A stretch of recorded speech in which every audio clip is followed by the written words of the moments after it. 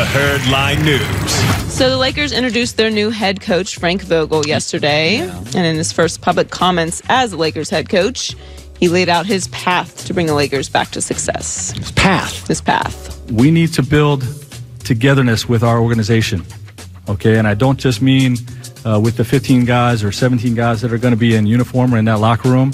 Okay, I'm talking about organizational togetherness, all right? Starting with ownership to the front office, to the coaching staff, the players, the trainers, the business side. Okay, we are all going to be pulling in the same direction.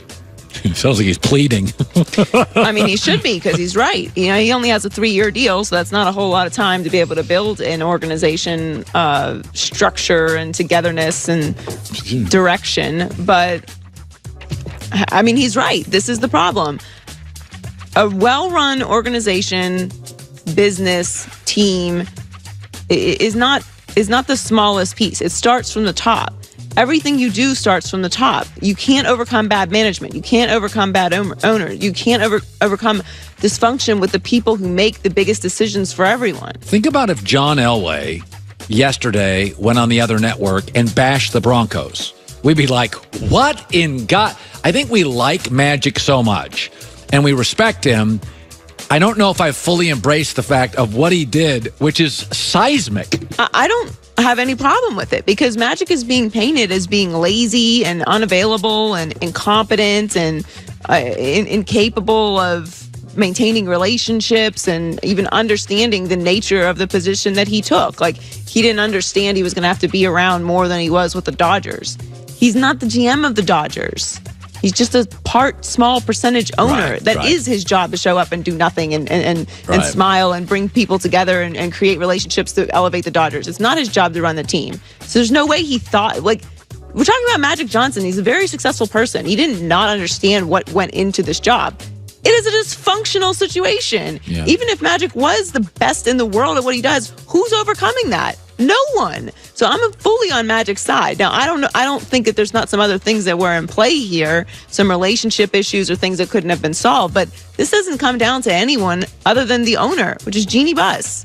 Like, we can put the blame in a million different directions, and maybe it's deservedly so. But at the end of the day, she's the one with the power. No, everyone else may have a voice, but she is the one with the power. She's the one that can snap her fingers and say, everyone out of the room except for Pelinka and myself and Frank Vogel. She can make that happen. Yeah. But she has to make that decision to make that happen. As long as she doesn't, all those 15 people in that web of situation that we posted earlier are going to have a say, and that's just too many people.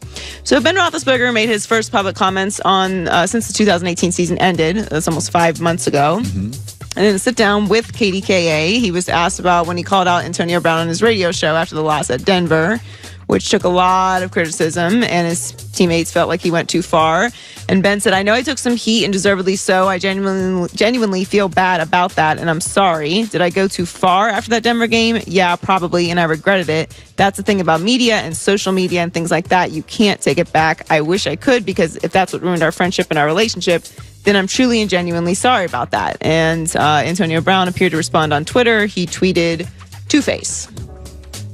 I just feel like this is just too little, too late with Ben Roethlisberger. But I don't First of all, you have to know. I don't care what Antonio Brown has to say about it, because like, we've moved on. Like, you're on another team. We know how you feel about Ben Roethlisberger in this situation. With Ben, I just feel like he should have known better. You've been in the league too long. You have 2 Super Bowls. Like, you're in an organization that has dealt with a lot of characters. Like, you know when you can and cannot say something.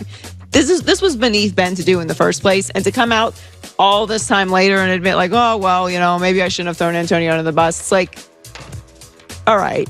He should get off that morning radio show. He does a Monday morning radio show. Yeah, the radio show did not work out well. Yeah, Brady, by the way, has done it for years, and he's had like 3 or 4 grenades. But he never says anything. No, but there's been grenades. Somebody, like that Monday morning quarter, because you know why they do that? These quarterbacks want to set the agenda for the week. I mean, they're making nothing on this. These guys have $100 million. No, it's a good way to have a pulse with the fan base. Yes. Hey, this is what we are moving for. It kind of gives you a narrative. So, because, by the way, Ben and Brady's Monday morning message is the thing talked about in the city for 24 hours. For sure. It sets the table for the week, but, man, there's grenades with those things. Right. So finally, speaking of NFL franchises in disarray, probably no team has been criticized more than the Giants this offseason. They traded Odell, Olivier Vernon, and let Landon Collins go. But Pat Shurmur was upbeat yesterday. Apparently, Eli Manning looked good for the first day of practices, really? At least according to him. And then according to the beat writer from Newsday, Eli went 1 for 6 with 2 picks. So there's a little bit of a conflicting reports about that. But to add insult to injury, Landon Collins told ESPN yesterday, he's with Washington now.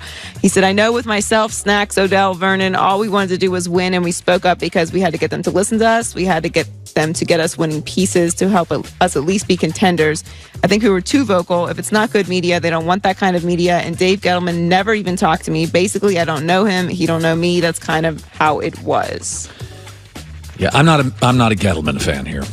I just think that the Giants are holding on to this nostalgic idea that Eli Manning is going to Oh, Lord. snap out of the decline. I'm done with that. Well, I think we're all done with that. I think the only people that aren't is the front office of the Giants. I'm pretty sure most of his teammates were off of this too. I saw a story yesterday on this. Eli Manning and this Daniel Jones, they look alike. I'm not kidding. They look like brothers. Their facial expressions, their body types, their size. Joy, I'm not kidding you. I think they drafted him to some degree. He sounds like Eli. He's like an Eli clone. Seriously, it's incredible. I saw the picture of him. There were 3 pictures on the internet, and I'm like, it looks like his brother. Their size, their smirk, their... Well, if they get 2 Super Bowls out of him, then that'll be worth it, I guess. Yeah, Joy with the news. Well, that's the news. And thanks for stopping by. The Herd Lie News. Get ready, Nobel Prize Committee. I'm introducing my new invention, my NFL noise meter. It's able to predict which teams